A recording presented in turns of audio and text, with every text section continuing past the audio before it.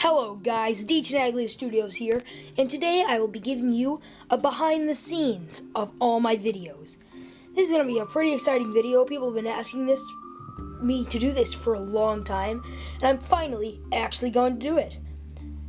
I am a procrastinator. So here's just all my basic supplies. You can see some weird stuff back there.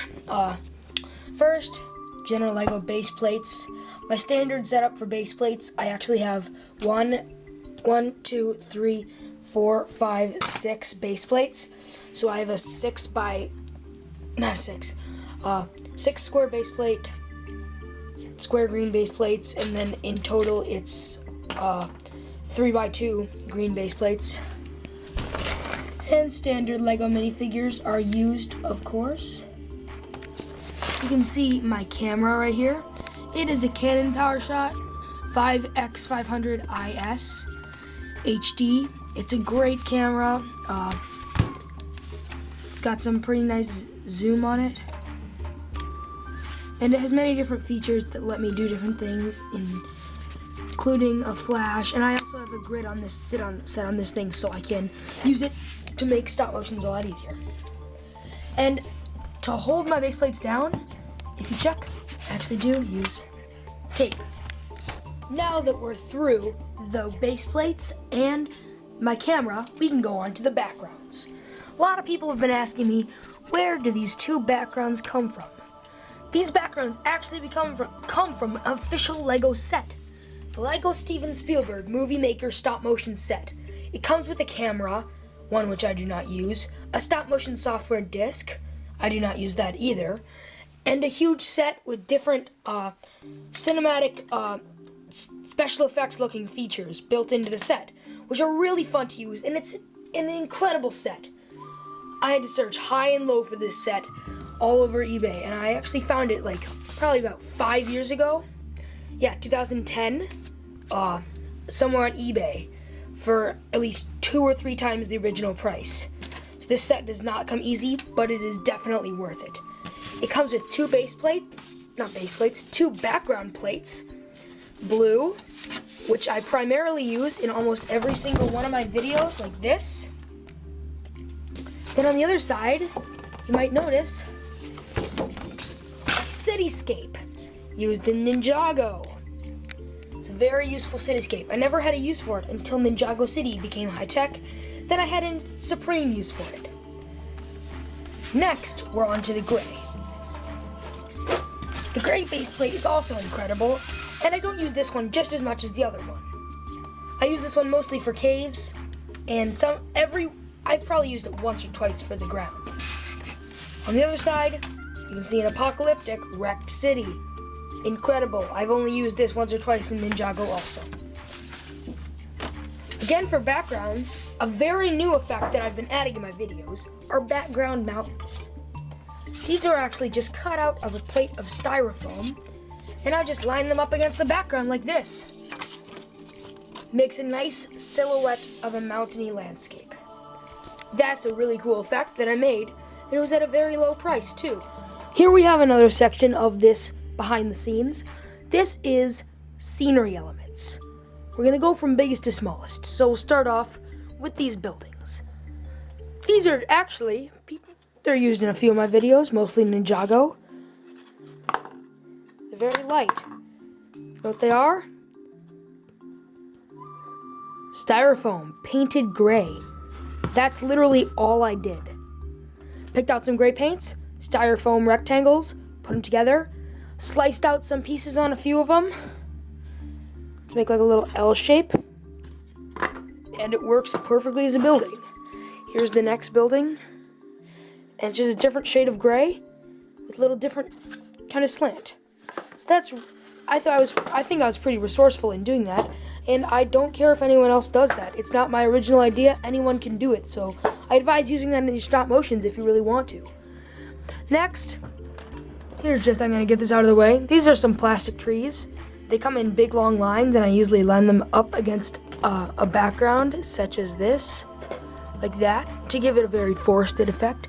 These just came with the Toy Army Guys set I got when I was very little. That's really all there is to it, just plastic trees. Next, expertly made background scenery. Here's this. These actually can be purchased at hobby shops. You can get different kinds of scenery. It's not normally very expensive, but it is a little bit pricey to find these. They're actually made of like styrofoam, probably too. And they just have some cool designs on them. Next up, it's just more of the same thing. This one's not styrofoam, it's just a wooden board. Probably covered in glue, poured some dirt on it. I didn't make these, but I'm just explaining how they might be made. Then put on some little fake leaves, then a little bit more fake grass. As you can see, it's just wood. Next, we have pretty much the same thing for little swampland. Same thing here, but this one has taller plants and a tree that's made out of actually metal. Remember, I did not make these. I actually purchased these from a hobby shop. These are also pink foam, like insulation kind of foam. Not insulation kind of foam, but they are pink foam, covered in little fur and plastic plants.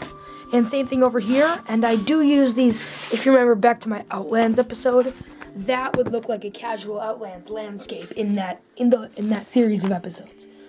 So here, that's basically all the scenery. Now up to the final thing, a Star Wars lunchbox. What could this be for, you may ask? This is actually a very old lunchbox. It's a collector's item, copyright 1977. So it's pretty old by now, and I use this as a camera stand. Mount a camera up there, use some clay to hold this thing down, mount a camera up there, or stand up like this, try to mount a camera up there, stand up like this, mount a camera on there. It's actually a really cool camera stand, and that's mainly what I use it for, because there are so many different dimensions, and it's very easy to hold down. It'll really hold its place, it won't move around while I'm filming, which is incredibly important for stop motion animation. One more thing that goes into these stop motions that I create are minifigures, the characters. They set the whole mood of your film, and without them, it'd be a pretty stupid film. Not insulting anyone that doesn't use minifigures, just saying minifigures where the big bucks come from in Lego.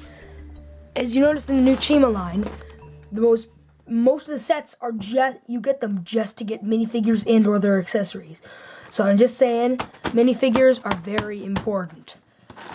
Here you have, I labeled it Chima Ice. I have all my Chima Ice Tribe members in there. I have an ice bear in a tube for some reason. You might find out what that is later in episode 62. Here I have, it's labeled just Chima. It's all my basic Chima citizens and everything that can involve in them. Anything that was released spring 2014. Basically anything before Fire vs. Ice goes in here. Next we have Lord of the Rings and Hobbit. This has, you can see Bilbo in there, some Uruk-hai, some Old Castle orcs, some Good to Bad orcs, eagles, Castle 2007 trolls, actually released 2008, and the cave troll, and some dwarves, and some Rohan soldiers, orcs, everything you can imagine from Lord of the Rings, and even some wargs in there too. I am going to be working on some Lord of the Rings stuff in the near future. Also, people have been waiting for my Marvel series in a while. That is going to be sometime within the next 2 months. It's going to begin just in time for the new movie of Avengers Age of Ultron. Super excited. And my last bag I have is Chima Fire. There's all my Chima Fire characters. Not as many as the Ice Tribes, but not everyone is actually on here. As you can see, spoiler alert, Val is here with ice over his face. Is he dead? You can decide that. Just wait until next episode. Yeah, it is very important to organize your minifigures. Having a giant bin of empty minifigures is not a very smart idea when it comes to organizing minifigures. You want to be able to pick out the right characters for each scene and make them act properly in the scene. Speaking of minifigures, here's my sig fig. And I had to say, bye. Thanks for watching.